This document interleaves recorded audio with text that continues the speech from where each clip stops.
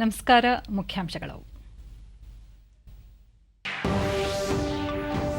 2030 ವೇಳೆಗೆ ರಕ್ಷಣಾ ವಲಯದಲ್ಲಿ $70 ಶತಕೋಟಿ ವಹಿವಾಟು ಗುರಿ. ಏರೋಸ್ಪೇಸ್ನಲ್ಲಿ ಕರ್ನಾಟಕ ಅಗ್ರಸ್ಥಾನ. ಉಪರಾಷ್ಟ್ರಪತಿ ಎಂ ವೆಂಕಯ್ಯ ನಾಯ್ಡು. ಕೈಗಾರಿಕಾ ವಲಯಕ್ಕೆ ಸರ್ಕಾರದಿಂದ ಉತ್ತೇಜನ. ವಾಕ್ ಟು ವರ್ಕ್ ಪರಿಕಲ್ಪನೆಯಡಿ ಕೈಗಾರಿಕಾ ಪ್ರದೇಶದಲ್ಲಿ ಜನವಸತಿ. ಸಚಿವ ಮುರುಗೇಶ್ ನಿರಾಣಿ. ಮಂಗಳೂರಿನಲ್ಲಿ ರಾಷ್ಟ್ರೀಯ ತನಿಖಾ ಸಂಸ್ಥೆ ಸ್ಥಾಪನೆಗೆ ಕೇಂದ್ರದ ಜೊತೆ ಚರ್ಚೆ. ಅಕ್ರಮ ಚಟುವಟಿಕೆಗಳ ಮೇಲೆ ನಿಗಾ. ಗೃಹ ಸಚಿವ ಅರಗ ಜ್ಞಾನೇಂದ್ರ. ಅಮೃತ್ ಕ್ರೀಡಾ ದತ್ತು ಯೋಜನೆಗೆ ಸರ್ಕಾರದ ಅನುಮೋದನೆ. 75 ಕ್ರೀಡಾಪಟುಗಳಿಗೆ ಸೂಕ್ತ ತರಬೇತಿ. ಸಚಿವ ನಾರಾಯಣಗೌಡ. ರಾಜ್ಯ ಪ್ರವಾಸದಲ್ಲಿರುವ ಉಪರಾಷ್ಟ್ರಪತಿ ಎಂ ವೆಂಕಯ್ಯ ನಾಯ್ಡು ಇಂದು ಬೆಂಗಳೂರಿನ ಎಚ್ಎಎಲ್ಗೆ ಭೇಟಿ ನೀಡಿ ಅಲ್ಲಿನ ವಿವಿಧ ಘಟಕಗಳ ಕಾರ್ಯಚಟುವಟಿಕೆಗಳನ್ನು ವೀಕ್ಷಿಸಿದರು. ಬಳಿಕ ಎಚ್ಎಎಲ್ ಸಭಾಂಗಣದಲ್ಲಿ ಆಯೋಜಿಸಲಾದ ಸಮಾರಂಭದಲ್ಲಿ ಪಾಲ್ಗೊಂಡ ಉಪರಾಷ್ಟ್ರಪತಿ ಎಂ ವೆಂಕಯ್ಯ ನಾಯ್ಡು, ಭಾರತ ಇಂದು ರಕ್ಷಣಾ ಕ್ಷೇತ್ರದ ಉತ್ಪಾದನೆಯಲ್ಲಿ ಮಹತ್ವದ ರಾಷ್ಟ್ರವಾಗಿ ಹೊರಹೊಮ್ಮಿದೆ. ಉಪಗ್ರಹಗಳನ್ನು ಉಡಾವಣೆ ಮಾಡುವ ವಾಹನಗಳು, ಕ್ಷಿಪಣಿಗಳು, ಯುದ್ಧ ವಿಮಾನಗಳನ್ನು ಉತ್ಪಾದಿಸುತ್ತಿದೆ.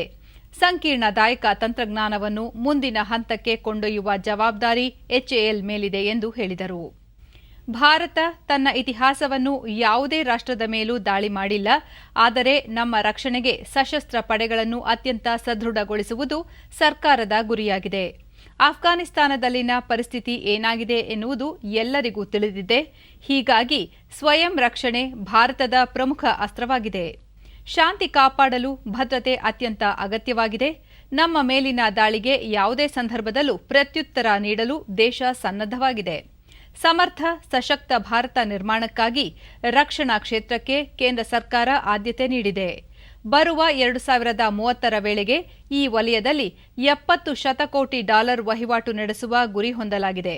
ಕರ್ನಾಟಕ ಏರೋಸ್ಪೇಸ್ ವಲಯದಲ್ಲಿ ಪ್ರಮುಖ ಕೇಂದ್ರವಾಗುವತ್ತ ದಾಪುಕಾಲು ಇಟ್ಟಿದೆ ಎಂದು ಹೇಳಿದರು.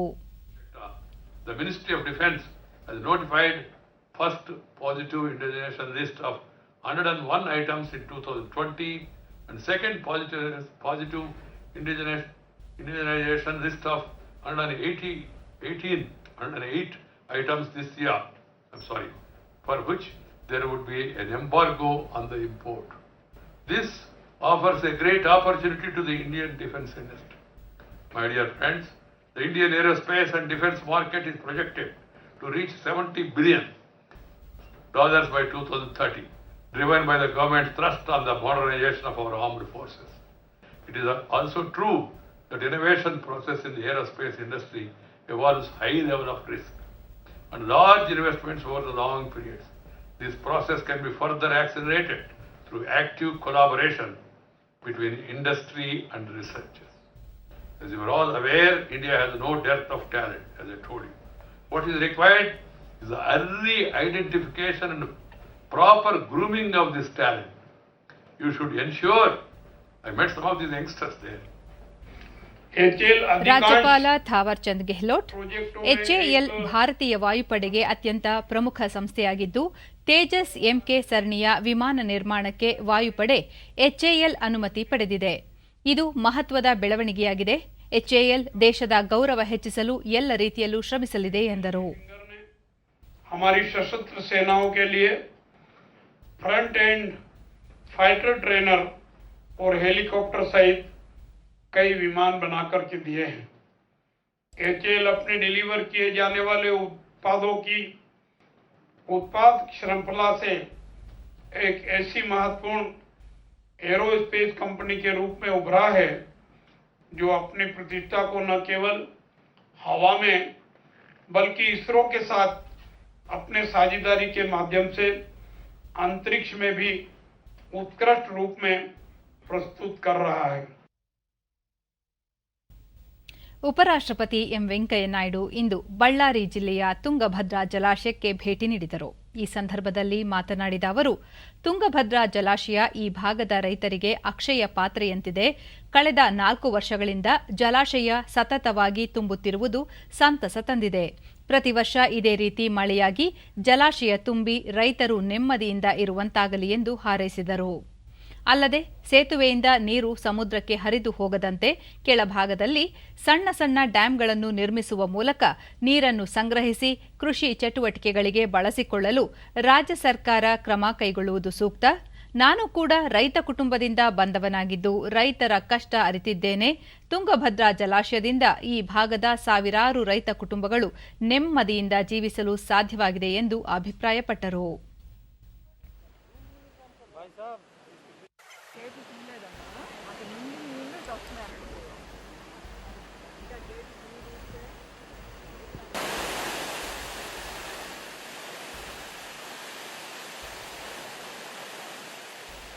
Water is going to be a major issue in the coming days. So that's why reduce, reuse, recycle water. That has to be the mantra for all of us, and people across the country, they should really join together to conserve and preserve water. Rainwater harvesting at individual level is also equally important. I hope that people will give enough attention to this important aspect of public life also. I would like to convey my best wishes to the people of these regions. ಕೈಗಾರಿಕಾ ಪ್ರದೇಶದಲ್ಲಿ 10% ಸ್ಥಳವನ್ನು ವಸತಿ ಪ್ರದೇಶಕ್ಕೆ ಮೀಸಲಿಡಲು ಕ್ರಮ ಕೈಗೊಳ್ಳಲಾಗುವುದು ಎಂದು ಬೃಹತ್ ಮತ್ತು ಮಧ್ಯಮ ಕೈಗಾರಿಕಾ ಸಚಿವ ಮುರುಗೇಶ್ ನಿರಾಣಿ ತಿಳಿಸಿದ್ದಾರೆ.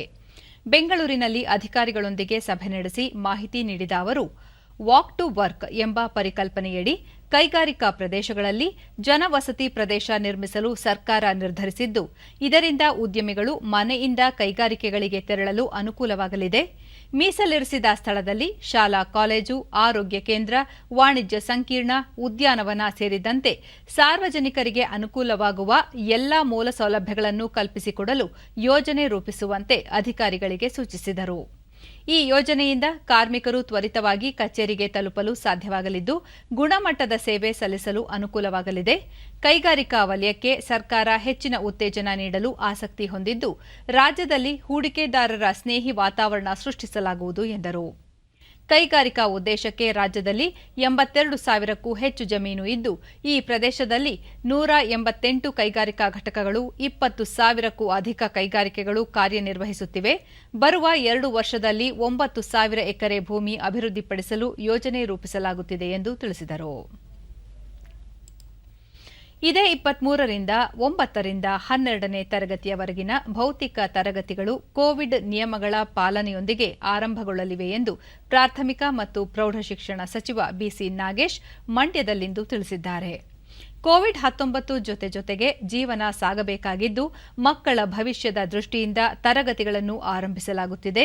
ಎಲ್ಲಾ ಶಾಲಾ ಕಾಲೇಜುಗಳಲ್ಲಿ ಈಗಾಗಲೇ ರಾಸಾಯನಿಕ ಸಿಂಪಡಣೆ ಕಾರ್ಯ ಪ್ರಗತಿಯಲ್ಲಿದ್ದು, ಮತ್ತೆ ರಾಸಾಯನಿಕ ಸಿಂಪಡಣೆ ಮಾಡಲು ಅಗತ್ಯ ಪ್ರಮಾಣದ ಶೇಖರಣೆಯೂ ಮಾಡಲಾಗಿದೆ. ಮುಂದಿನ ದಿನಗಳಲ್ಲಿ 1ರಿಂದ 8ನೇ ತರಗತಿಗಳು ಆರಂಭಿಸುವ ಕುರಿತು ನಿರ್ಧಾರ ಕೈಗೊಳ್ಳಲಾಗುವುದು. ಈಗಾಗಲೇ 52% ಮಕ್ಕಳ ವಿದ್ಯಾಭ್ಯಾಸಕ್ಕೆ ಪಠ್ಯಪುಸ್ತಕಗಳು ಸಿದ್ಧವಿದ್ದು, ತಿಂಗಳಾಂತ್ಯದಲ್ಲಿ 80% ಪಠ್ಯಪುಸ್ತಕಗಳು ಲಭ್ಯವಿರಲಿದೆ ಎಂದರು. ಬರುವ ವರ್ಷ ರಾಜ್ಯಾದ್ಯಂತ ರಾಷ್ಟ್ರೀಯ ಶಿಕ್ಷಣ ನೀತಿ ಜಾರಿಗೊಳ್ಳಲಿದೆ ಎಂದು ಇದೇ ಸಂದರ್ಭದಲ್ಲಿ ತಿಳಿಸಿದರು. ಭವಿಷ್ಯದ ಜೊತೆ ನಾವು ಆಟ ಆಡಬಾರ್ದು ಅಂತ, ಆದರೆ ಈ ಒಂದೇ ಸಲ ತಗೊಳ್ಳೋದು ಬೇಡ ಅನ್ನೋ ಕಾರಣಕ್ಕೋಸ್ಕರ ಮಾಡಿದ್ವಿ. 30ನೇ ತಾರೀಕಿಗೆ ಒಂದು ವಾರದ ಅನುಭವದ ಆಧಾರದ ಮೇಲೆ 30ನೇ ತಾರೀಕು ಕೂತು ಅದು ಯಾವ್ಯಾವ ಹಂತದಲ್ಲಿ ತಗೋಬೇಕು ಅಂತ ಹೇಳ್ತೇನೆ. ಪಠ್ಯ ಪುಸ್ತಕ ಈಗಾಗಲೇ 52% ಅಷ್ಟು ಪುಸ್ತಕಗಳನ್ನ ಎಲ್ಲ ಕಡೆ ಕಳಿಸಿದ್ದೀವಿ. ಬೇರೆ ಕಾರಣಕ್ಕೋಸ್ಕರ ಈ ಸಲ ಕೋವಿಡ್ ಕಾರಣಕ್ಕೋಸ್ಕರ ಪ್ರಿಂಟಿಂಗ್ ಪ್ರೆಸ್ ಮತ್ತೊಂದು ಎಲ್ಲ ನಿಧಾನ ಆಗಿದೆ. ಈ ತಿಂಗಳು ಕಡೆಯಷ್ಟೊತ್ತಿಗೆ 75ರಿಂದ 80% ಮುಗಿಸ್ತೀವಿ. ಮುಂದಿನ 15ನೇ ತಾರೀಕು ಒಳಗಡೆ, ಅಂದರೆ ಶಾಲೆ ಕರೆಕ್ಟಾಗಿ ಪ್ರಾರಂಭ ಆಗೋದ್ರೊಳಗಡೆ ನಾವೆಲ್ಲ ಪುಸ್ತಕಗಳನ್ನ ಮಕ್ಕಳುಗಳು ತಲುಪಿಸುವಂಥ ಪ್ರಯತ್ನ. ಆಫ್ಘಾನಿಸ್ತಾನದಲ್ಲಿ ಸಿಲುಕಿರುವ ಭಾರತೀಯರನ್ನು ಕರೆತರಲು ಕೇಂದ್ರ ಸರ್ಕಾರ ಕ್ರಮ ಕೈಗೊಂಡಿದ್ದು, ಕನ್ನಡಿಗರ ರಕ್ಷಣೆಗಾಗಿ ನೋಡಲ್ ಅಧಿಕಾರಿಯನ್ನು ನೇಮಿಸಲಾಗಿದೆ ಎಂದು ಗೃಹ ಸಚಿವ ಆರಗ ಜ್ಞಾನೇಂದ್ರ ತಿಳಿಸಿದ್ದಾರೆ. ಮಂಗಳೂರಿನಲ್ಲಿಂದು ಸುದ್ದಿಗಾರರೊಂದಿಗೆ ಮಾತನಾಡಿದ ಅವರು, ಈ ಹಿಂದೆ ವಿದೇಶದಲ್ಲಿ ಸಂಕಷ್ಟಕ್ಕೆ ಸಿಲುಕಿದವರನ್ನು ಭಾರತಕ್ಕೆ ಕರೆತಂದ ಅನುಭವ ಹೊಂದಿರುವ ಸಿಐಡಿಯಲ್ಲಿ ಕಾರ್ಯನಿರ್ವಹಿಸುತ್ತಿರುವ ಉಮೇಶ್ ಅವರನ್ನು ನೋಡಲ್ ಅಧಿಕಾರಿಯನ್ನಾಗಿ ನೇಮಕ ಮಾಡಲಾಗಿದೆ. ಸಂಕಷ್ಟದಲ್ಲಿರುವವರು ಉಮೇಶ್ ಅವರನ್ನು ಸಂಪರ್ಕಿಸಬಹುದಾಗಿದೆ ಎಂದು ತಿಳಿಸಿದರು. ಅಲ್ಲದೆ ಮಂಗಳೂರಿನಲ್ಲಿ ರಾಷ್ಟ್ರೀಯ ತನಿಖಾ ಸಂಸ್ಥೆ ಎನ್ಐಎ ಕಚೇರಿ ಸ್ಥಾಪಿಸುವ ಕುರಿತು ಕೇಂದ್ರ ಸರ್ಕಾರದೊಂದಿಗೆ ಚರ್ಚಿಸಲಾಗುತ್ತಿದ್ದು, ಈ ಭಾಗದಲ್ಲಿ ನಡೆಯುತ್ತಿರುವ ಅಕ್ರಮ ಚಟುವಟಿಕೆಗಳಿಗೆ ಕಡಿವಾಣ ಹಾಕಲು ಕ್ರಮ ಕೈಗೊಳ್ಳಲಾಗುವುದು. ಕರಾವಳಿ ಭಾಗದಲ್ಲಿ ಭಯೋತ್ಪಾದನೆ ಚಟುವಟಿಕೆಗಳ ಮೇಲೆ ನಿಗಾ ವಹಿಸುವಂತೆ ಪೊಲೀಸ್ ಅಧಿಕಾರಿಗಳಿಗೆ ಸೂಚಿಸಲಾಗಿದೆ ಎಂದರು. ಸಿಡಿನಲ್ಲಿದ್ದಾರೆ, ಅವ್ರನ್ನ ನೇಮಕ ಮಾಡಿದ್ದೀವಿ. ಒಟ್ಟು ಭಾರತೀಯರು ಎಷ್ಟಿದ್ದಾರೆ ಅನ್ನುವಂಥದ್ದು ಅವ್ರ ಕೈಲಿದೆ. ಅವರಿಗೆ ಸೇಫಾಗಿ ಕರ್ಕೊಂಡು ಬರುವಂಥದ್ದು, ಅವ್ರಿಗೆ ತೊಂದರೆ ಆಗದಿದ್ದಾಗೆ ನೋಡ್ಕೊಂಡು ಬರುವಂಥದ್ದು ಸೆಂಟ್ರಲ್ ಗೌರ್ಮೆಂಟ್ ಆ ಕೆಲಸ ಮಾಡ್ತಾ ಇದೆ. ಕೋಆರ್ಡಿನೇಟ್ ಮಾಡಲಿಕ್ಕೆ ನಮ್ಮ ಅಧಿಕಾರಿ ಇದ್ದಾರೆ. ಲೋಕಸಭೆಯಲ್ಲಿ ಪ್ರಧಾನಿ ಅವರು ನೂತನ ಸಚಿವರನ್ನು ಪರಿಚಯಿಸಲು ವಿರೋಧ ಪಕ್ಷಗಳು ಅವಕಾಶ ನೀಡದೇ ಇರುವುದು ನೋವನ್ನುಂಟು ಮಾಡಿದೆ ಎಂದು ಕೇಂದ್ರ ಕೃಷಿ ಖಾತೆ ರಾಜ್ಯ ಸಚಿವೆ ಶೋಭಾ ಕರಂದ್ಲಾಜೆ ತಿಳಿಸಿದ್ದಾರೆ. ಬೆಂಗಳೂರಿನ ಬಿಜೆಪಿ ಕಚೇರಿಯಲ್ಲಿಂದು ಸುದ್ದಿಗೋಷ್ಠಿಯಲ್ಲಿ ಮಾತನಾಡಿದ ಅವರು, ಭಾರತೀಯ ಜನತಾ ಪಕ್ಷ ಜನಾಶೀರ್ವಾದ ಯಾತ್ರೆಯ ಮೂಲಕ ದೇಶದ 135 ಕೋಟಿ ಜನರಿಗೆ ಹೊಸ ಸಚಿವರನ್ನು ಪರಿಚಯಿಸಿಕೊಟ್ಟಿದೆ. ಈ ಯಾತ್ರೆಯಲ್ಲಿ ಎಲ್ಲ ಸಮುದಾಯದ ಜನರು ಪಾಲ್ಗೊಳ್ಳುವ ಮೂಲಕ ಪ್ರಧಾನಿ ನರೇಂದ್ರ ಮೋದಿ ಅವರಿಗೆ ಶಕ್ತಿ ತುಂಬಿದ್ದಾರೆ. ರಾಜ್ಯ 4 ಸಚಿವರಿಗೂ ಅಭೂತಪೂರ್ವ ಸ್ವಾಗತ ನೀಡಿದ್ದಾರೆ ಎಂದರು. ಅಲ್ಲದೆ ಕೃಷಿ ಕ್ಷೇತ್ರದ ಬಲವರ್ಧನೆಗೆ ಕೇಂದ್ರ ಸರ್ಕಾರ ಹಲವು ಮಹತ್ವದ ನಿರ್ಧಾರಗಳನ್ನು ಕೈಗೊಂಡಿದೆ. ರೈತರ ಖಾತೆಗಳಿಗೆ ನೇರವಾಗಿ 1.57 ಸಾವಿರ ಕೋಟಿ ರೂಪಾಯಿ ವರ್ಗಾವಣೆ ಮಾಡಲಾಗಿದೆ. ಕೃಷಿ ಕ್ಷೇತ್ರದಲ್ಲಿ ಇತ್ತೀಚೆಗೆ ಮಹತ್ವದ ನಿರ್ಧಾರ ಕೈಗೊಂಡಿದ್ದರಿಂದ ಜಿಡಿಪಿಗೆ ಪ್ರಸ್ತುತ 20% ಕೊಡುಗೆ ನೀಡಲಾಗುತ್ತಿದೆ ಎಂದು ತಿಳಿಸಿದರು. ಈ ರೀತಿಯಲ್ಲಿ ಕೃಷಿಯ ಅಭಿವೃದ್ಧಿಗಾಗಿ ಹಲವಾರು ಯೋಜನೆಗಳನ್ನು ಕೇಂದ್ರ ಸರ್ಕಾರ ಮಾಡ್ತಾ ಇದೆ. ಇದೇ ಸಂದರ್ಭದಲ್ಲಿ ಪ್ರಶ್ನೆಯೊಂದಕ್ಕೆ ಉತ್ತರಿಸಿದ ಸಚಿವೆ, ಆಫ್ಘಾನಿಸ್ತಾನದಲ್ಲಿರುವ ಭಾರತೀಯರನ್ನು ಸ್ವದೇಶಕ್ಕೆ ಕರೆತರಲು ಕೇಂದ್ರ ಸರ್ಕಾರ ಎಲ್ಲಾ ಆಯಾಮಗಳಿಂದ ಪ್ರಯತ್ನ ನಡೆಸಿದೆ. ಕಳೆದ ಕೆಲವು ತಿಂಗಳ ಹಿಂದೆಯೇ ಆಫ್ಘಾನಿಸ್ತಾನದಿಂದ ಸ್ವದೇಶಕ್ಕೆ ಮರಳುವಂತೆ ಸೂಚನೆ ನೀಡಲಾಗಿತ್ತು. ಈಗಲೂ ಸ್ವದೇಶಕ್ಕೆ ಮರಳುವ ಭಾರತೀಯರನ್ನು ಕರೆತರುವ ಎಲ್ಲ ಪ್ರಯತ್ನಗಳು ಜಾರಿಯಲ್ಲಿವೆ ಎಂದು ತಿಳಿಸಿದರು. ಇದರ ಮೇಲೆ ಕೂಡ ಅಲ್ಲಿ ಯಾರಾದರೂ ಉಳ್ಕೊಂಡಿದ್ರೆ ಅವರನ್ನ ವಾಪಸ್ ಕಳಿಸಿಕೊಳ್ಳೋದಕ್ಕೆ ಎಲ್ಲ ಪ್ರಯತ್ನವನ್ನ ಕೇಂದ್ರ ಸರ್ಕಾರ ಮಾಡ್ತಾ ಇದೆ ಮತ್ತು ಇದರ ಬಗ್ಗೆ ವಿಶೇಷವಾಗಿ ನಮ್ಮ ಎಕ್ಸ್ಟರ್ನಲ್ ಡಿಪಾರ್ಟ್ಮೆಂಟ್ ಕ್ರಮವನ್ನು ಕೈಗೊಳ್ತಾ ಇದೆ. ಕೇಂದ್ರ ಸರ್ಕಾರದ ಸಾಧನೆಗಳು ಮತ್ತು ಯೋಜನೆಗಳನ್ನು ಜನರಿಗೆ ತಲುಪಿಸುವ ನಿಟ್ಟಿನಲ್ಲಿ ಬಿಜೆಪಿ ಹಮ್ಮಿಕೊಂಡಿರುವ ಜನಾಶೀರ್ವಾದ ಯಾತ್ರೆ ಕಾರ್ಯಕ್ರಮಗಳು ಕೇಂದ್ರ ಸಚಿವರು ಹಾಗೂ ಪಕ್ಷದ ಕಾರ್ಯಕರ್ತರಿಂದ ದೇಶಾದ್ಯಂತ ಮುಂದುವರೆದಿವೆ. ಹಿಮಾಚಲ ಪ್ರದೇಶದಲ್ಲಿ ಜನಾಶೀರ್ವಾದ ಯಾತ್ರೆ ಮುಂದುವರೆಸಿರುವ ವಾರ್ತಾ ಮತ್ತು ಪ್ರಸಾರ ಖಾತೆ ಸಚಿವ ಅನುರಾಗ್ ಸಿಂಗ್ ಠಾಕೂರ್, ಹಿಮಾಚಲ ಪ್ರದೇಶದ ಕಲೆ ಮತ್ತು ಸಂಸ್ಕೃತಿಯನ್ನು ಉತ್ತೇಜಿಸುವುದಕ್ಕೆ ಹೆಚ್ಚಿನ ಒತ್ತು ನೀಡಲಾಗಿದೆ. ಟೋಕಿಯೋ ಒಲಿಂಪಿಕ್ಸ್ನಲ್ಲಿ ಪದಕ ಗೆದ್ದಿರುವ ಭಾರತೀಯ ಕ್ರೀಡಾಪಟುಗಳನ್ನು ಕ್ರೀಡೆಗಳ ರಾಯಭಾರಿಗಳಾಗಿ ನೇಮಿಸಲಾಗುವುದು ಎಂದರು. इसको बड़ा बनाकर देश और दुनिया के कोने-कोने तक ले जाने का काम करेंगे और ये जिम्मेदारी आज की पीढ़ी के ऊपर है. 50वीं पुण्यतिथि के कार्यक्रम में शिरकत ವಾರ್ತಾ ಮತ್ತು ಪ್ರಸಾರ ಖಾತೆ ರಾಜ್ಯ ಸಚಿವ ಡಾ ಎಲ್ ಮುರುಗನ್ ತಮಿಳುನಾಡಿನ ಪಾಳಿಂಕೋಟಿಯಲ್ಲಿ ನಡೆದ ಜನಾಶೀರ್ವಾದ ಯಾತ್ರೆಯಲ್ಲಿ ಪಾಲ್ಗೊಂಡರು. ಈ ವೇಳೆ ಅವರು ಅಪ್ರತಿಮ ಸ್ವಾತಂತ್ರ್ಯ ಸೇನಾನಿ ವಡಿವೀರನ್ ಅವರ ಪ್ರತಿಮೆಗೆ ಮಾಲಾರ್ಪಣೆ ಮಾಡಿ ಗೌರವ ನಮನ ಸಲ್ಲಿಸಿದರು.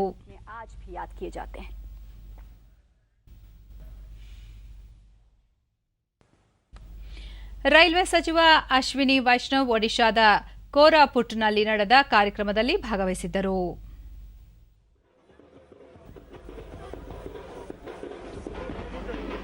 ಉತ್ತರ ಪ್ರದೇಶದ ಔರಂಗಾಬಾದ್ನಲ್ಲಿ ನಡೆದ ಜನಾಶೀರ್ವಾದ ಕಾರ್ಯಕ್ರಮದಲ್ಲಿ ಪಾಲ್ಗೊಂಡ ಕೇಂದ್ರ ಸಚಿವ ಆರ್ಕೆ ಸಿಂಗ್, ನರೇಂದ್ರ ಮೋದಿ ನೇತೃತ್ವದ ಕೇಂದ್ರ ಸರ್ಕಾರ ಎಲ್ಲ ವರ್ಗಗಳ ಜನರ ಕಲ್ಯಾಣಕ್ಕೆ ಶ್ರಮಿಸುತ್ತಿದೆ ಎಂದು ಹೇಳಿದರು.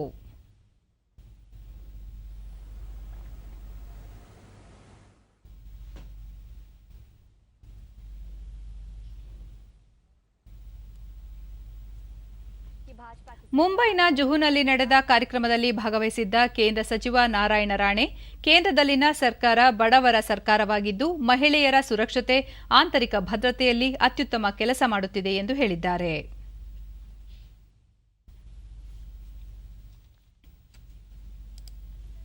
ಟೋಕಿಯೋ ಒಲಿಂಪಿಕ್ಸ್ನಲ್ಲಿ ಭಾರತೀಯ ಕ್ರೀಡಾಪಟುಗಳ ಸಾಧನೆ ಆಶಾದಾಯಕವಾಗಿದ್ದು, ಒಲಿಂಪಿಕ್ಸ್ ಪದಕ ಪಟ್ಟಿಯಲ್ಲಿ ಅಗ್ರ 10 ಸ್ಥಾನದೊಳಗೆ ಭಾರತ ಪ್ರವೇಶಿಸಬೇಕಿದ್ದು, ಆ ನಿಟ್ಟಿನಲ್ಲಿ ಅಮೃತ್ ಕ್ರೀಡಾ ದತ್ತು ಯೋಜನೆಗೆ ಸರ್ಕಾರದಿಂದ ಆಡಳಿತಾತ್ಮಕ ಅನುಮೋದನೆ ನೀಡಲಾಗಿದೆ ಎಂದು ಯುವ ಸಬಲೀಕರಣ ಮತ್ತು ಕ್ರೀಡಾ ಸಚಿವ ನಾರಾಯಣಗೌಡ ತಿಳಿಸಿದ್ದಾರೆ. ಕೇಂದ್ರ ಸರ್ಕಾರ ಕ್ರೀಡಾ ಪ್ರತಿಭೆಗಳನ್ನು ಪ್ರೋತ್ಸಾಹಿಸಲು ಖೇಲೋ ಇಂಡಿಯಾ ಯೋಜನೆ ಜಾರಿಗೊಳಿಸಿದ್ದು, ರಾಜ್ಯದ ಎಲ್ಲಾ ಜಿಲ್ಲೆಗಳಲ್ಲೂ ಖೇಲೋ ಇಂಡಿಯಾ ಕೇಂದ್ರಗಳನ್ನು ಸ್ಥಾಪಿಸಲಾಗುತ್ತಿದೆ. ಅಲ್ಲದೆ ರಾಜ್ಯ ಸರ್ಕಾರ ಕ್ರೀಡೆಗೆ ಉತ್ತೇಜನ ನೀಡಲು ಕ್ರೀಡಾಪಟುಗಳಿಗೆ ಅಗತ್ಯವಿರುವ ಎಲ್ಲ ಸೌಲಭ್ಯಗಳನ್ನು ಕಲ್ಪಿಸಲು ಅಮೃತ್ ಕ್ರೀಡಾ ದತ್ತು ಯೋಜನೆ ಜಾರಿಗೆ ತಂದಿದೆ. 2024ರಲ್ಲಿ ಪ್ಯಾರಿಸ್ ಒಲಿಂಪಿಕ್ ಸ್ಪರ್ಧೆ ಗಮನದಲ್ಲಿಟ್ಟುಕೊಂಡು ಈ ಯೋಜನೆ ಅನುಷ್ಠಾನಗೊಳಿಸಲಾಗುತ್ತಿದೆ.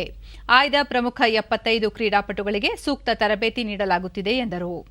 ವೈಜ್ಞಾನಿಕವಾಗಿ ಕ್ರೀಡಾ ಪ್ರತಿಭಾನ್ವೇಷಣೆ ಮಾಡಲಾಗುತ್ತಿದ್ದು, ತರಬೇತಿ ಶಿಬಿರಗಳು, ಕ್ರೀಡಾಕೂಟಗಳ ಮೂಲಕ ಕ್ರೀಡಾ ಸಾಮರ್ಥ್ಯ ಹೊಂದಿರುವ ಕ್ರೀಡಾಪಟುಗಳನ್ನು ಉನ್ನತ ಅಧಿಕಾರ ಸಮಿತಿ ರಚಿಸಿ ಸಮಿತಿ ಮೂಲಕ ಕ್ರೀಡಾಪಟುಗಳನ್ನು ಆಯ್ಕೆ ಮಾಡಲಾಗುವುದು ಎಂದು ತಿಳಿಸಿದರು.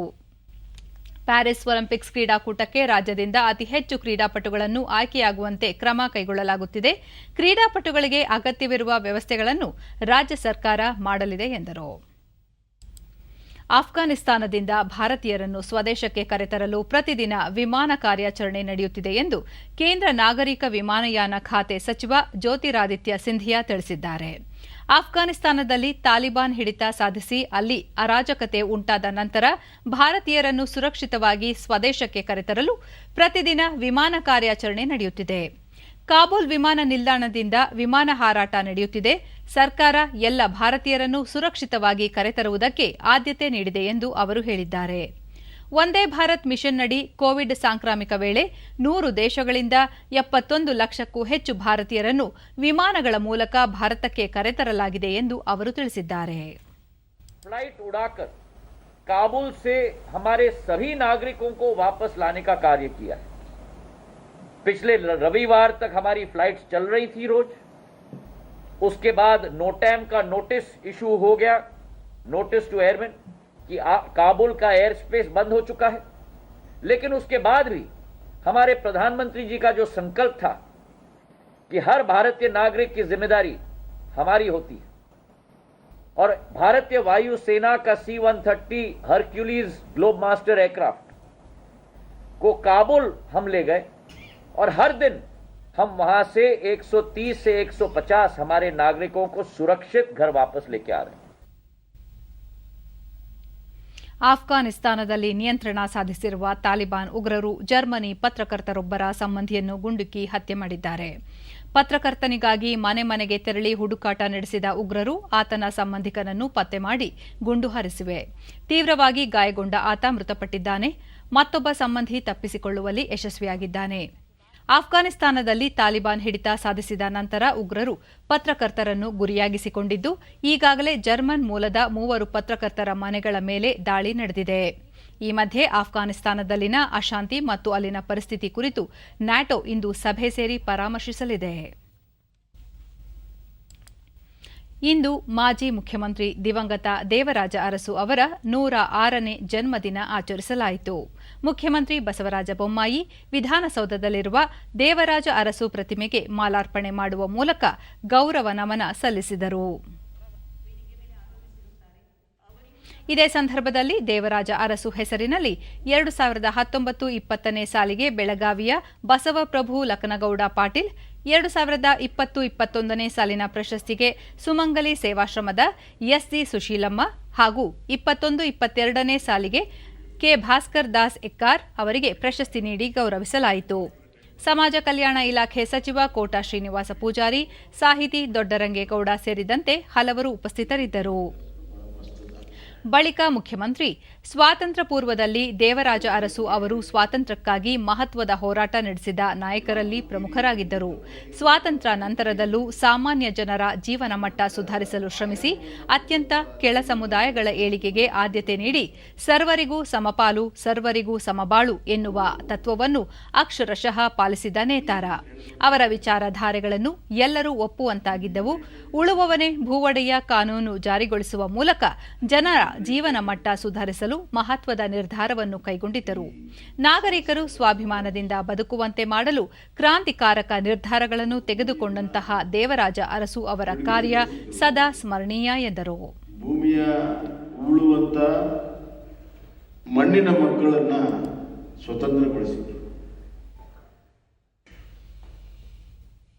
ಕೆಲವು ಜನರಲ್ಲಿ ಇದ್ದಂತ ಈ ಸಂಪತ್ತು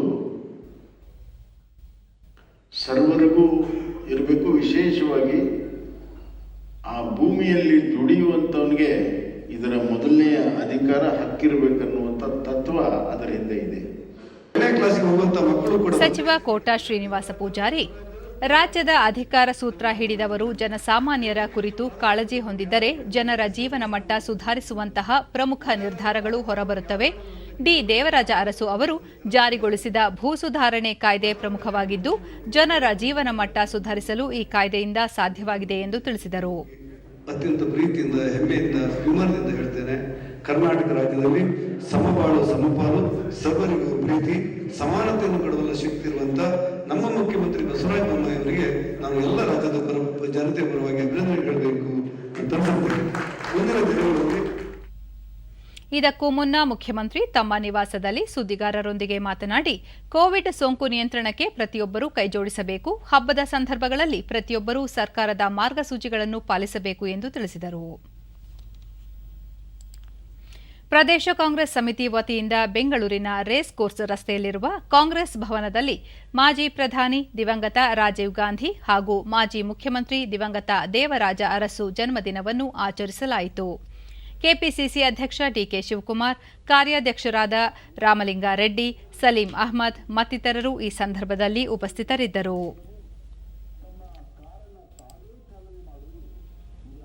ಇಂದು ಮಾಜಿ ಪ್ರಧಾನಿ ದಿವಂಗತ ರಾಜೀವ್ ಗಾಂಧಿ ಅವರ ಜನ್ಮದಿನ. ಅತಿ ಕಡಿಮೆ ವಯಸ್ಸಿನಲ್ಲಿ ಪ್ರಧಾನಿಯಾಗಿ ಮಾಹಿತಿ ತಂತ್ರಜ್ಞಾನ ಕ್ಷೇತ್ರದ ಬೆಳವಣಿಗೆಗೆ ಅವರು ನೀಡಿದ ಮಹತ್ವದ ಕೊಡುಗೆಗಾಗಿ ದೇಶ ಅವರನ್ನು ಸ್ಮರಿಸುತ್ತಿದೆ. ಸಂಸತ್ ಭವನದಲ್ಲಿ ರಾಜೀವ್ ಗಾಂಧಿ ಅವರ ಭಾವಚಿತ್ರಕ್ಕೆ ರಕ್ಷಣಾ ಸಚಿವ ರಾಜನಾಥ್ ಸಿಂಗ್, ಕಾಂಗ್ರೆಸ್ ಅಧ್ಯಕ್ಷೆ ಸೋನಿಯಾ ಗಾಂಧಿ ಮತ್ತು ಇತರ ಗಣ್ಯರು ಪುಷ್ಪನಮನ ಸಲ್ಲಿಸಿದರು.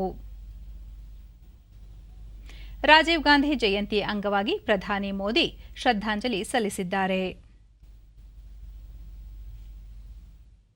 100 ವರ್ಷ ತುಂಬುತ್ತಿರುವ ಸರ್ಕಾರಿ ಶಾಲೆಯೊಂದನ್ನು ಮಹಾತ್ಮ ಗಾಂಧಿ ರಾಷ್ಟ್ರೀಯ ಉದ್ಯೋಗ ಖಾತ್ರಿ ಯೋಜನೆಯಡಿ ಸುಸಜ್ಜಿತ ಕ್ರೀಡಾ ಸೌಲಭ್ಯಗಳ ಶಾಲೆಯಾಗಿ ಅಭಿವೃದ್ಧಿಪಡಿಸಲಾಗಿದ್ದು, ಪೋಷಕರು ಹಾಗೂ ಮಕ್ಕಳನ್ನು ಆಕರ್ಷಿಸುತ್ತಿದೆ. ರಾಮನಗರ ಜಿಲ್ಲೆ ಕನಕಪುರ ತಾಲೂಕಿನ ಕೋಡಿಹಳ್ಳಿಯ ಹಿರಿಯ ಪ್ರಾಥಮಿಕ ಶಾಲೆಯನ್ನು ಅಮೃತ ಮಹೋತ್ಸವದ ಅಂಗವಾಗಿ ಅಭಿವೃದ್ಧಿಪಡಿಸಲಾಗಿದೆ. ಕೋಡಿಹಳ್ಳಿ ಪಂಚಾಯಿತಿ ವತಿಯಿಂದ ಮನ್ರೇಗಾ ಯೋಜನೆಯಡಿ ಸುಮಾರು 10 ಲಕ್ಷ ರೂಪಾಯಿ ವೆಚ್ಚದಲ್ಲಿ 650 ಮಾನವ ದಿನಗಳನ್ನು ಸೃಷ್ಟಿಸಿ ಅಭಿವೃದ್ಧಿಪಡಿಸಲಾಗಿದೆ. ಕಬಡ್ಡಿ, ಬ್ಯಾಡ್ಮಿಂಟನ್ ಮೈದಾನಗಳನ್ನು ನಿರ್ಮಿಸಲಾಗಿದ್ದು, ಮಕ್ಕಳ ಪ್ರತಿಭೆಯನ್ನು ಪ್ರೋತ್ಸಾಹಿಸಲು ರಂಗಮಂದಿರ ಇತ್ಯಾದಿ 10 ಹಲವು ಸೌಲಭ್ಯಗಳನ್ನು ಇಲ್ಲಿ ನಿರ್ಮಿಸಲಾಗಿದೆ. ಜೊತೆಗೆ ಮಳೆ ನೀರು ಕೊಯ್ಲು ವಿಧಾನ, ನಡಿಗೆ ಪಥ, ವಿಶ್ರಾಂತಿ ಪಡೆಯಲು ಕುರ್ಚಿಗಳು, ಕೃತಕ ಕಾರಂಜಿ ಮಕ್ಕಳು ಹಾಗೂ ಗ್ರಾಮಸ್ಥರನ್ನು ಸೆಳೆಯುತ್ತಿವೆ. ಡಿಡಿ ನ್ಯೂಸ್ನೊಂದಿಗೆ ಶಾಲೆಯ ಹಳೆಯ ವಿದ್ಯಾರ್ಥಿ ಚಂದ್ರಶೇಖರ್, ಶಾಲೆಯಲ್ಲಿ ವ್ಯಾಸಂಗ ಮಾಡಿದ ಹಲವರು ಕ್ರೀಡಾ ಕ್ಷೇತ್ರದಲ್ಲಿ ಉತ್ತಮ ಸಾಧನೆ ಮಾಡಿದ್ದಾರೆ. ಮಕ್ಕಳಲ್ಲಿನ ಸೂಕ್ತ ಪ್ರತಿಭೆಯನ್ನು ಪ್ರೋತ್ಸಾಹಿಸಲು ಇದರಿಂದ ಅನುಕೂಲ ಆಗಲಿದೆ ಎಂದು ತಿಳಿಸಿದರು. ಶಾಲಾ ಮುಖ್ಯೋಪಾಧ್ಯಾಯ ಸಂಗಯ್ಯ ಮಠಪತಿ, ಶಾಲೆಯಲ್ಲಿ ಮೊದಲು ಸೌಲಭ್ಯಗಳ ಕೊರತೆ ಇತ್ತು, ಪಂಚಾಯಿತಿ ಮತ್ತು ಸರ್ಕಾರದ ನೆರವಿನಿಂದ ಈಗ ಆ ಕೊರತೆಗಳು ನೀಗಿದೆ ಎಂದರು. ಕಳೆದ ಬಾರಿ 387 410 ಒಂದು ಮಕ್ಕಳ ದಾಖಲಾತಿಯಾಗಿದೆ.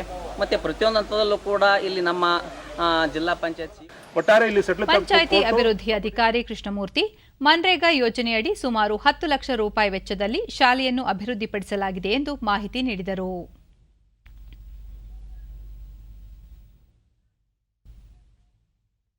ಗ್ರಾಮ ಪಂಚಾಯಿತಿ ಅಧ್ಯಕ್ಷೆ ಜ್ಯೋತಿ, ಉತ್ತಮ ಸೌಲಭ್ಯಗಳಿಂದಾಗಿ ಮಕ್ಕಳು ಪಠ್ಯೇತರ ಚಟುವಟಿಕೆಗಳಲ್ಲಿ ಸಾಧನೆ ಮಾಡಲು ಸ್ಫೂರ್ತಿ ದೊರೆಯಲಿದೆ ಎಂದು ತಿಳಿಸಿದರು. ಬಗ್ಗೆ ತಿಳುವಳಿಕೆ ಮೂಡುವಂತ ಪ್ರಯತ್ನ ಕೂಡ ಮಾಡಿದ್ದೀವಿ. ಈ ರೀತಿ ಮಾಡೋದ್ರಿಂದ ಆದಷ್ಟು ಮಕ್ಕಳು ಸರ್ಕಾರಿ ಶಾಲೆಗಳ ಹತ್ರ ಹೆಚ್ಚಿಗೆ ಆಕರ್ಷಿತರಾಗಿ ಇಷ್ಟಪಡ್ತಾರೆ ಅನ್ನೋ ಒಂದು ಇದನ್ನ ಉದ್ದೇಶ ಇಟ್ಕೊಂಡು ಈ ರೀತಿ ಮಾಡಿದ್ದೀವಿ.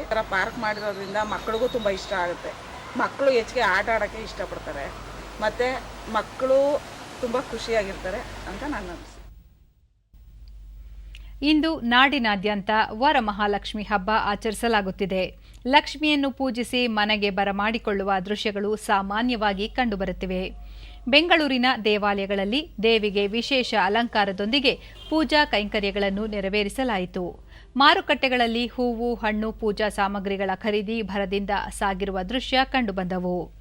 ಕೋಟೆನಾಡು ಚಿತ್ರದುರ್ಗದಲ್ಲೂ ದೇವಾಲಯಗಳಲ್ಲಿ ವರಮಹಾಲಕ್ಷ್ಮಿ ಹಬ್ಬದ ಪ್ರಯುಕ್ತ ವಿಶೇಷ ಪೂಜಾ ಕಾರ್ಯಗಳು ನಡೆಯುತ್ತಿವೆ. ನಗರದ ಕೊಲ್ಲಾಪುರ ಶ್ರೀ ಮಹಾಲಕ್ಷ್ಮಿ, ಉಚ್ಚಂಗಿ ಯಲ್ಲಮ್ಮ ಹಾಗೂ ಕಣಿವೆ ಮಾರಮ್ಮ ದೇವಸ್ಥಾನಗಳಲ್ಲಿ ವಿಶೇಷ ಪೂಜೆ ಜರುಗಿದವು.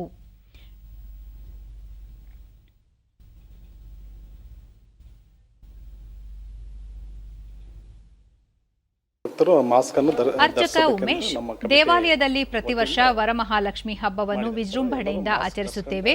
ಈ ಬಾರಿ ಕೋವಿಡ್ ಹಿನ್ನೆಲೆಯಲ್ಲಿ ಸರ್ಕಾರದ ಮಾರ್ಗಸೂಚಿಗಳನ್ನು ಪಾಲಿಸುವ ಮೂಲಕ ಭಕ್ತರು ಮಾಸ್ಕ್ ಧರಿಸಿ ದೇವಾಲಯಕ್ಕೆ ಆಗಮಿಸುತ್ತಿದ್ದು ಸರಳ ಆಚರಣೆ ನಡೆಯುತ್ತಿದೆ ಎಂದರು. ದೇವಸ್ಥಾನಕ್ಕೆ ಹೋಗಿ ಬನ್ನಿ ಮುಗಿಸ್ಕೊಂಡು ಅಮ್ಮ ಕರ್ಕೊಂಬರೋದು ಸರ್. ಪ್ರತಿ ವರ್ಷ ಇದೆ. ವರಮಹಾಲಕ್ಷ್ಮಿನೂ ವರ್ಷ ಮಾಡ್ತೀವಿ ಸರ್ ನಾವು. ನನಗೆ ತುಂಬಾ ಸ್ಥಳೀಯ ಭಕ್ತಾದಿ ಭೀಮರಾಜ್, ಕಳೆದ 40 ವರ್ಷಗಳಿಂದ ವರಮಹಾಲಕ್ಷ್ಮಿ ಹಬ್ಬದ ಸಂದರ್ಭದಲ್ಲಿ ಬರಗೇರಮ್ಮ ದೇವಸ್ಥಾನಕ್ಕೆ ಭೇಟಿ ನೀಡುತ್ತಿದ್ದು, ಈ ವರ್ಷ ಹಬ್ಬ ಸರಳವಾಗಿ ಆಚರಿಸುತ್ತಿದ್ದೇವೆ.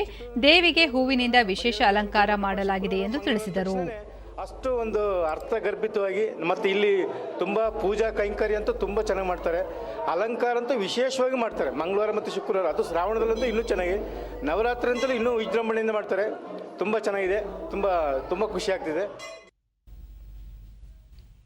ದೇಶದ ಹಲವೆಡೆ ತ್ಯಾಗ, ಬಲಿದಾನ, ಭಾವೈಕ್ಯತೆಯ ಸಂದೇಶ ಸಾರುವ ಮೊಹರಂ ಆಚರಣೆ ಇಂದು ಕೊನೆಗೊಳ್ಳಲಿದೆ. ಕೋವಿಡ್ ಸೋಂಕು ನಿಯಂತ್ರಣ ಹಿನ್ನೆಲೆಯಲ್ಲಿ ಮೆರವಣಿಗೆಗೆ ನಿರ್ಬಂಧ ಹೇರಲಾಗಿದೆ. ಈ ದಿನದಂದು ಪ್ರವಾದಿ ಮೊಹಮ್ಮದ್ ಅವರ ಮೊಮ್ಮಗ ಇಮಾಮ್ ಹುಸೇನ್ ಮತ್ತು ಆತನ ಸಹಚರರು ಹುತಾತ್ಮರಾದ ಸಂದೇಶವನ್ನು ಸಾರುವ ದಿನವಾಗಿದೆ. ಸತ್ಯ, ಸದಾಚಾರ ಮತ್ತು ನ್ಯಾಯ ಎತ್ತಿ ಹಿಡಿಯಲು ಅವರು ಬಲಿದಾನವಾಗಿದ್ದರು. ಇನ್ನು ಹವಾವರ್ತಮಾನ. ರಾಜ್ಯದಲ್ಲಿ ನೈಋತ್ಯ ಮುಂಗಾರು ಸಾಮಾನ್ಯ, ಕರಾವಳಿ ಹಾಗೂ ದಕ್ಷಿಣ ಒಳನಾಡು ಮತ್ತು ಉತ್ತರ ಒಳನಾಡಿನ ಹಲವು ಪ್ರದೇಶಗಳಲ್ಲಿ ಮಳೆಯಾಗಿದೆ. ಕೋಟ 6, ಮಂಕಿ, ಗೋಕರ್ಣ, ರಾಯಚೂರು, ಸೋಂಪುರ 3 ಸೆಂಟಿಮೀಟರ್, ಆಗುಂಬೆ, ಬೆಂಗಳೂರು ಅಂತಾರಾಷ್ಟ್ರೀಯ ವಿಮಾನ ನಿಲ್ದಾಣ, ಕೋಲಾರ ತಲಾ 2 ಸೆಂಟಿಮೀಟರ್ ಮಳೆಯಾಗಿದೆ. ಮುನ್ಸೂಚನೆಯಂತೆ ಮುಂದಿನ 24 ಗಂಟೆಗಳಲ್ಲಿ ಕರಾವಳಿಯ ಬಹುತೇಕ ಪ್ರದೇಶಗಳು, ಉತ್ತರ ಒಳನಾಡಿನ ಕೆಲವೆಡೆ ಗುಡುಗು ಸಹಿತ ಮಳೆ ಸಾಧ್ಯತೆ. ಬೆಂಗಳೂರು ಮತ್ತು ಸುತ್ತಮುತ್ತ ಸಾಮಾನ್ಯ ಮೋಡ ಕವಿದ ವಾತಾವರಣ, ಮಳೆ ಸಾಧ್ಯತೆ. ಗರಿಷ್ಠ 28 ಡಿಗ್ರಿ ಸೆಲ್ಸಿಯಸ್, ಕನಿಷ್ಠ 20 ಡಿಗ್ರಿ ಸೆಲ್ಸಿಯಸ್ ತಾಪಮಾನ ದಾಖಲಾಗುವ ಸಂಭವ. ಕೊನೆಯಲ್ಲಿ ಮತ್ತೊಮ್ಮೆ ಮುಖ್ಯಾಂಶಗಳು. 2030ರ ವೇಳೆಗೆ ರಕ್ಷಣಾ ವಲಯದಲ್ಲಿ $70 ಶತಕೋಟಿ ವಹಿವಾಟು ಗುರಿ. ಏರೋಸ್ಪೇಸ್ನಲ್ಲಿ ಕರ್ನಾಟಕ ಅಗ್ರಸ್ಥಾನ. ಉಪರಾಷ್ಟ್ರಪತಿ ಎಂ ವೆಂಕಯ್ಯ ನಾಯ್ಡು. ಕೈಗಾರಿಕಾ ವಲಯಕ್ಕೆ ಸರ್ಕಾರದಿಂದ ಉತ್ತೇಜನ. ವಾಕ್ ಟು ವರ್ಕ್ ಪರಿಕಲ್ಪನೆಯಡಿ ಕೈಗಾರಿಕಾ ಪ್ರದೇಶದಲ್ಲಿ ಜನವಸತಿ. ಸಚಿವ ಮುರುಗೇಶ್ ನಿರಾಣಿ. ಮಂಗಳೂರಿನಲ್ಲಿ ರಾಷ್ಟ್ರೀಯ ತನಿಖಾ ಸಂಸ್ಥೆ ಸ್ಥಾಪನೆಗೆ ಕೇಂದ್ರದ ಜೊತೆ ಚರ್ಚೆ. ಅಕ್ರಮ ಚಟುವಟಿಕೆಗಳ ಮೇಲೆ ನಿಗಾ. ಗೃಹ ಸಚಿವ ಅರಗ ಜ್ಞಾನೇಂದ್ರ. ಅಮೃತ್ ಕ್ರೀಡಾ ದತ್ತು ಯೋಜನೆಗೆ ಸರ್ಕಾರದ ಅನುಮೋದನೆ. 75 ಕ್ರೀಡಾಪಟುಗಳಿಗೆ ಸೂಕ್ತ ತರಬೇತಿ. ಸಚಿವ ನಾರಾಯಣಗೌಡ. ನಮ್ಮ ವಾರ್ತಾ ಪ್ರಸಾರವನ್ನು ನೀವು ಡಿಡಿ ಚಂದನ ನ್ಯೂಸ್ ಯೂಟ್ಯೂಬ್ ಚಾನೆಲ್ನಲ್ಲೂ ವೀಕ್ಷಿಸಬಹುದು. ವೀಕ್ಷಕರೇ, ಈಗ ನಾನು ಸ್ಟುಡಿಯೋದಿಂದ ತೆರಳುತ್ತಿರುವ ಕಾರಣ ಮಾಸ್ಕ್ ಧರಿಸುತ್ತಿದ್ದೇನೆ.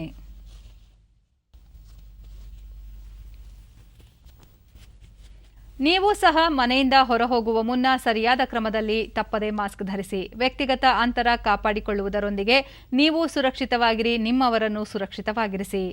ನೈರ್ಮಲ್ಯಕ್ಕೆ ಆದ್ಯತೆ ನೀಡುವುದರ ಜೊತೆಗೆ ಸೋಂಕು ತಡೆಗೆ ಕೋವಿಡ್-19 ಲಸಿಕೆ ಪಡೆಯುವುದು ಅಗತ್ಯ.